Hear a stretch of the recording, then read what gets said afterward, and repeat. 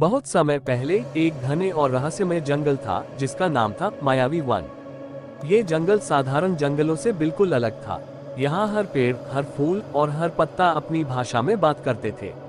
जंगल की हवाओं में ऐसी मधुर ध्वनि थी कि जो भी इसे सुनता उसका दिल हल्का और आत्मा प्रसन्न हो जाती। लेकिन इस जंगल की सबसे बड़ी विशेषता थी इसकी जादुई शक्तियाँ।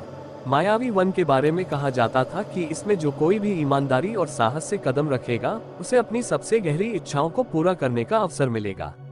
लेकिन साथ ही यह भी माना जाता था कि जो व्यक्ति स्वार्थ या बुरी नीयत से इस जंगल में आएगा वह कभी वापस नहीं लौट पाएगा। जंगल के केंद्र में एक प्राचीन वट वृक्ष था जिसे जीवन वृक्ष कहा जाता था। ये वृक्ष इतना विशाल था कि उसकी जड़ें नदी की तरह जंगल के हर कोने में फैली हुई थी। कहा जाता था कि इस वृक्ष के पास एक जादुई फव्वारा था जिसका पानी अमृत जैसा था। ये फव्वारा केवल उन्हीं लोगों को दिखाई देता था जिनका दिल शुद्ध और नेक होता। वह एक साधारण गांव का लड़का था, लेकिन उसमें एक असाधारण जिज्ञासा थी। बचपन से उसने मायावी वन के किस्से सुने थे, लेकिन उसे विश्वास नहीं होता था कि ऐसा कोई जंगल वास्तव में हो सकता है। एक दिन जब उसके गांव में सूखा पड़ गया और लोग परेशान हो गए, तो अनिरुद्ध ने ठान लिया कि वह मायावी वन की खोज करेगा और अमृत फव्वारे का पानी लाकर अपने गांव को बचाएगा। अनिरुद्ध ने अपनी यात्रा शुरू की। जैसे ही उसने जंगल के पहले दरवाजे पर कदम रखा, उसे महसूस हुआ कि यह कोई साधारण जगह नहीं है। पेड़ों ने उसकी ओर झुककर उसका स्वागत किया। पक्षियों ने एक सुंदर गीत गाया जो मानो उसे साहस दे रहा था। लेकिन जंगल में आगे बढ़ने के साथ साथ चुनौतियां भी बढ़ती गईं। रास्ते में अनिरुद्ध की मुलाकात कई रहस्यमय पात्रों से हुई। चमकती बिल्ली, यह एक छोटी बिल्ली थी जो चांदी की तरह चमकती थी। उसने अनिरुद्ध को बताया कि जंगल में हर रास्ता सही नहीं होता। सही रास्ता दिल की सच्चाई से चुना जाता। अनिरुद्ध ने अपनी परछाई से बात की। उसने उसे उसकी कमजोरियों और ताकतों का एहसास कराया। पंखों वाली लोमड़ी, ये लोमड़ी अनिरुद्ध की गाइड बनी, लेकिन वह हर बार उसे मुश्किल सवाल पूछकर उसके धैर्य और समझदारी की परीक्षा लेती। अनिरुद्ध ने जैसे जैसे जंगल में कदम बढ़ाए, उसे एहसास हुआ कि यह सिर्फ एक जंगल नहीं बल्कि एक जीवित जादू था। हर कदम पर उसे अपनी सीमाओं को परखना पड़ा।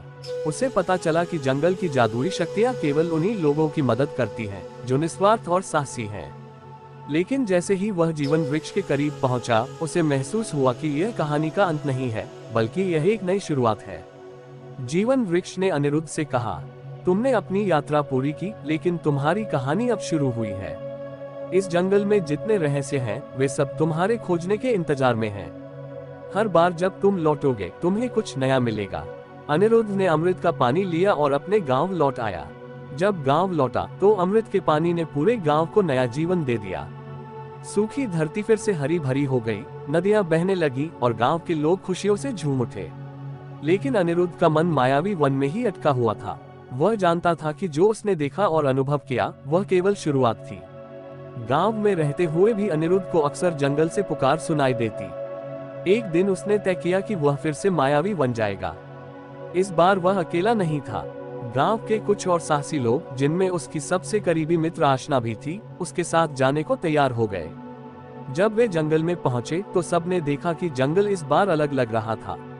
वहां की हवाओं में नई ऊर्जा थी और रास्ते भी पहले से बदले हुए थे। ये जंगल का नियम था, ये हर बार नए तरीकों से खुद को प्रकट करता था।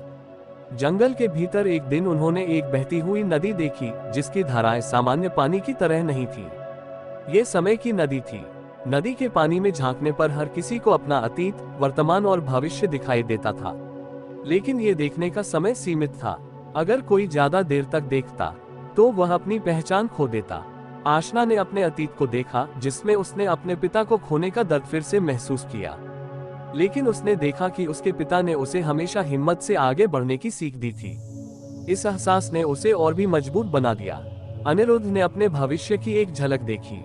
उसने देखा कि वह एक बड़ी लड़ाई के लिए तैयार हो रहा था, एक ऐसी लड़ाई जो केवल उसकी नहीं बल्कि पूरे जंगल और इंसानों की किस्मत बदल सकती थी। जैसे जैसे वे आगे बढ़े, उन्हें जंगल में एक ऐसा क्षेत्र मिला जहां हर चीज अजीब और उलझी हुई थी।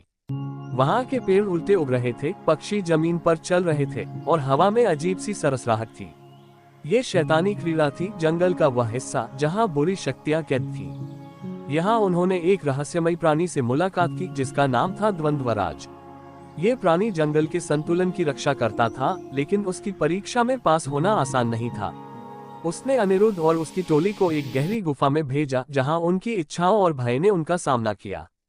अनिरुद्ध ने अपनी परीक्षा में ये सीखा कि सच्ची शक्ति किसी बाहरी जादू में नहीं बल्कि खुद के भीतर छिपी होती है। आशना ने सीखा कि कमजोरियों को अपनाने से ही वह वास्तव में मजबूत बन सकती है। उनकी पूरी टोली ने द्वंद्वराज की परीक्षा पार की और बदले में उन्हें एक जादुई मोती दिया गया। यह मोती मायावी वन के सबसे गहरे रहस्यों के द्वार खोलने की चाबी था। मोती की मदद से उन्होंने जंगल के एक ऐसे भाग में प्रवेश किया जो अब तक किसी ने नहीं देखा था। यह अदृश्य भूमि थी जहां हर चीज अनदेखी और अनकही थी। यहाँ की माटी में कहानियां छिपी थीं। इन कहानियों को केवल वही समझ सकता था जो अपने भीतर की आवाज को सुन सकता था। यहाँ उन्हें कल्पवृक्ष मिला, जीवन वृक्ष से भी पुराना एक वृक्ष। कल्पवृक्ष ने उन्हें बताया कि मायावी वन का अस्तित्व केवल जंगल तक सीमित नहीं है।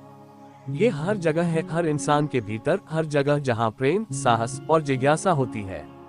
लेकिन इस जंगल को एक बड़ा खतरा था। कल्पवृक्ष ने चेतावनी दी कि जंगल पर अंधेरे की छाया का खतरा मंडरा रहा है। ये छाया उन लोगों से पैदा होती है जो स्वार्थ, लालच और क्रूरता से प्रेरित होकर जंगल में प्रवेश करते हैं।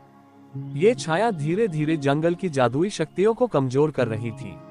अनिरुद्ध और उसकी टोली ने ठान लिया कि वे इस छाया का सामना करेंगे। लेकिन ये कोई साधारण लड़ाई नहीं थी। उन्हें अपने भीतर की कमजोरियों को पहचानना और दूर करना था ताकि वे जंगल की रक्षा कर सकें। इस नई यात्रा की शुरुआत के साथ ही कहानी ने एक नया मोड़ ले लिया। मायावी वन के रहस्य इतने गहरे थे कि हर कदम पर नए सवाल और नई कहानियां जन्म ले रही थीं। और इस तरह अनिरुद्ध और उसकी टोली की यात्रा चलती रही। मायावी वन की यह कहानी कभी खत्म नहीं होगी, क्योंकि एक जंगल नहीं बल्कि हर दिल में छिपे जादू और रहस्य का प्रतीक है। अनिरुद्ध और उसकी टोली ने मायावी वन की गहराई में उतरने का निर्णय किया, जहां कल्पवृक्ष ने उन्हें अंधेरे की छाया का सामना करने के लिए तैयार किया। उन्होंने जंगल की जादुई शक्तियों को एकजुट किया और अपनी आत्मशक्ति को पहचाना। अंधेरे की छाया ने जंगल के सबसे गहरे हिस्से में डेरा जमा रखा था। वह मायावी वन की जादुई शक्तियों को निगल रही थी, जिससे जंगल कमजोर हो रहा था। छाया ने अनिरुद्ध और उसकी टोली को डराने की कोशिश की, उनके भय और कमजोरियों को सामने लाया। लेकिन अनिरुद्ध ने अपनी शक्ति को याद किया जो उसने समय की नदी, द्वंद्वराज और कल्पवृक्ष से सीखी थी। उसने अपनी टोली के साथ मिलकर छाया का सामना किया। वे केवल हथियारों से नहीं बल्कि अपने साहस, एकता और निस्वार्थता से लड़े। छाया को ये समझ में आ गया कि वह उन पर हावी नहीं हो सकती। अंततः छाया बिखर गई और जंगल की रोशनी फिर से लौट आई। कल्पवृक्ष ने अनिरुद्ध और उसकी टोली को आशीर्वाद दिया। उसने कहा, तुमने न केवल इस जंगल को बचाया बल्कि यह साबित किया कि सच्चा जादू अच्छाई, निस्वार्थता और प्रेम में छिपा है। लेकिन याद रखो, ये यात्रा यहाँ खत्म नहीं होती।